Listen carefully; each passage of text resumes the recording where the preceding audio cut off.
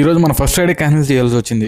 అసలు ఏమైందంటే hello heroes, Vijayawada 30 days auto innings లో ఈ రోజు వచ్చేసి డే 16 and 17. ఈ ర్యాపిడోని ఆటో కోసం బుక్ చేసుకుంటున్నారో లేదంటే పనుల కోసం బుక్ చేసుకుంటున్నారో అర్థం కావట్లేదు భయ్య. నాకేమైందంటే పొద్దు నేను బస్ స్టాండ్ దగ్గర వెయిట్ చేస్తుంటే ఒక రైడ్ వచ్చింది, ఫస్ట్ రైడ్. సో పికప్ చేసుకున్నకైతే లొకేషన్ దగ్గరికి వెళ్ళిపోయాను, బస్ స్టాండ్ దగ్గరికి.